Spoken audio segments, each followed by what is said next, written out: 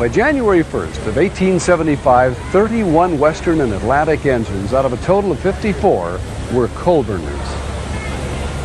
Thereafter, Western and Atlantic began buying steel rail from Edgar Thomson Steelworks in Pittsburgh for $50 per ton to replace the iron rail which had been in use until this time.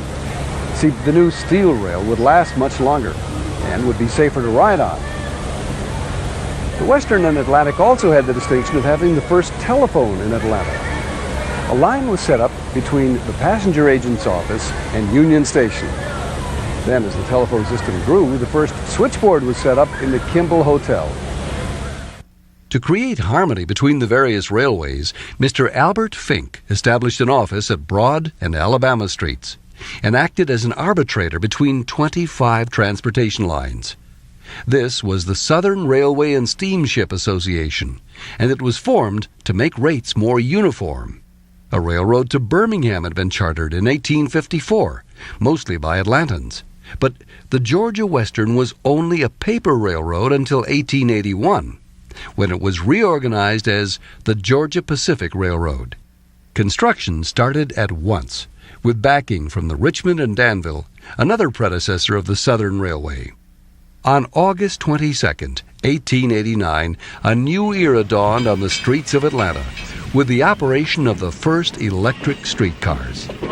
You just can't appreciate the electric cars until you... Ain't she a dandy? They are so entirely different. The first from other bright kinds yellow trolleys of the Atlanta and Edgewood Street Railway lurched down Edgewood Avenue toward Inman Park. It makes Like a you common feel street like a car. boy, and we're It riding slides the along town just with like the rails were greased. wagon. Foreign shadings, the trimmings such as handles, locks, etc. The unification of a number of railroads in the Southeast, several of which entered Atlanta, into the Southern Railway was still 3 years in the future, when in 1891 the predecessor of a passenger train from Atlanta to Washington, which was to become famous throughout the South, the Crescent Limited, was inaugurated. Captain D.B. Chandler, the oldest conductor in the service of the Richmond and Danville Railroad, was in charge of the train for the first portion of its run from Atlanta to Charlotte. And in 1892 came the main line of what was to be called the Seaboard Air Line Railroad. Didn't fly anywhere, but some railroads use the airline in their title to create the impression, I suppose, that they're fast. And so we got the main line of the Seaboard East, which gave us another direct line to Richmond, Virginia, and then also to Birmingham.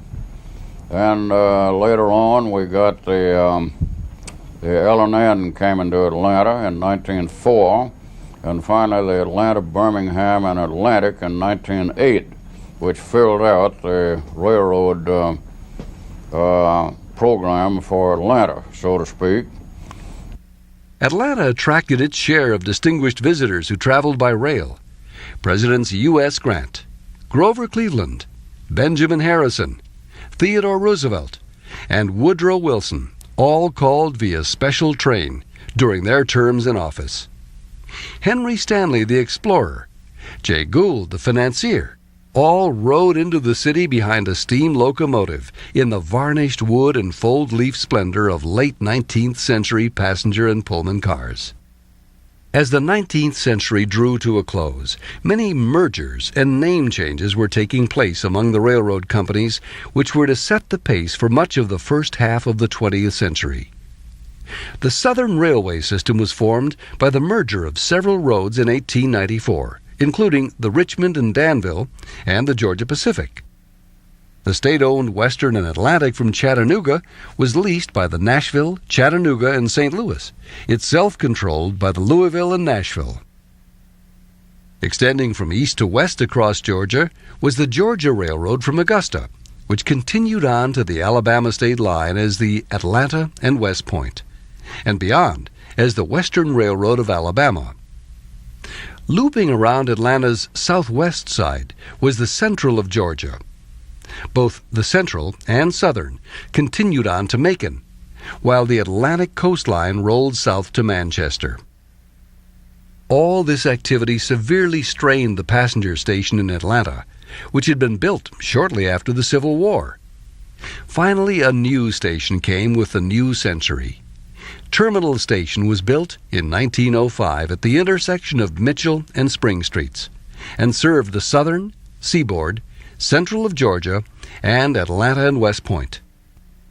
A short distance away was Union Station, served by the Nashville, Chattanooga and St. Louis, Atlantic Coastline, Louisville and Nashville, and Georgia Railroads.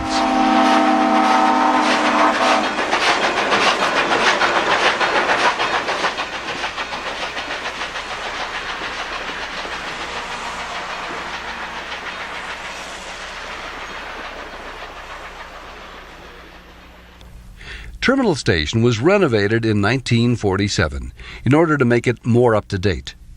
In addition, the ornate superstructures above the twin towers were removed as they had been damaged by lightning. As trains grew longer and the original Union Station was no longer able to handle the traffic, it was replaced in 1930 with a new Union Station. These stations lasted until virtually all the passenger trains operated by the individual railroads were taken over by Amtrak on May 1, 1971. Both stations are now but a memory. The year I was brought to Atlanta in 1914, Atlanta had 152 passenger trains in and out every day. And of course that gradually diminished as other forms of transportation became available. And I don't think we'll ever get that many more passenger trains in here, but I am confident we will get some later on as time goes by. Jack Martin has been watching trains in Atlanta since his college days and has spent many hours at Terminal Station. In 1954, I started as a freshman at Georgia Tech, and I learned very soon that the weekends gave me some time. I found that I could walk down to Terminal Station from the dormitory on the Tech campus in about 30 minutes. So my normal routine would be Sunday morning to get up fairly early, go down in time to see the morning trains moving back and forth. And the station was particularly busy between 7:30 and about 10:30 or 10:45. I would have the opportunity also to go over to Union Station and see what was coming in and out of there because the two of them were adjacent.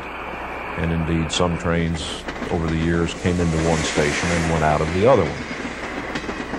There were roughly somewhere around 84 arrivals and departures of passenger trains in Atlanta in 1954, and that number stayed relatively high even up through the late 60s and up until the time Amtrak was formed on May 1 of 1971.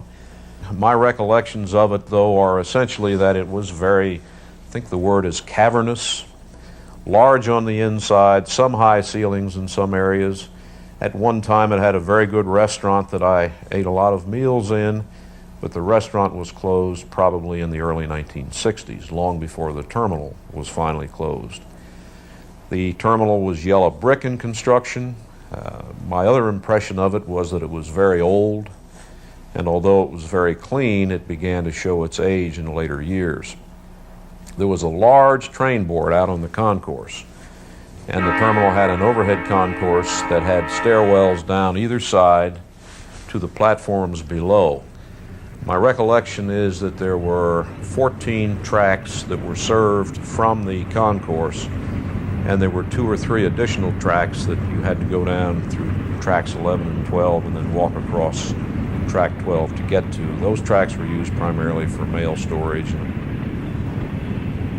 Over the years, Southern was the dominant passenger carrier in Atlanta, and probably the combination of L&N and Nashville, Chattanooga, and St. Louis was second, but certainly a distant second. Seaboard had some nice trains in here with the Silver Comet through the 50s and 60s, and the train did a very good business between Atlanta and Richmond, Washington, and New York. I think Seaboard, though, probably pushed the people away from that train a whole lot quicker than they left the train on their own accord. Today, Terminal Station, the site of Terminal Station is occupied by the Richard B. Russell Federal Courthouse and office building. There are still some tracks under there that give you some idea of the way the platforms were laid out at Terminal Station, but memories are now called upon and become more and more faint because we haven't had a terminal station for 25 years. It was torn down in 1969, I believe. Amtrak today comes into what used to be called or is called Pt3 Station. It's also called Brookwood Station. It was built as a suburban stop for the southern trains to New York and was never intended to handle the loads that it handles today when the Crescent comes and goes. The Crescent comes in here, and between the drop-off and pickup, they'll turn over about 300 passengers each trip through here. It's a very good train.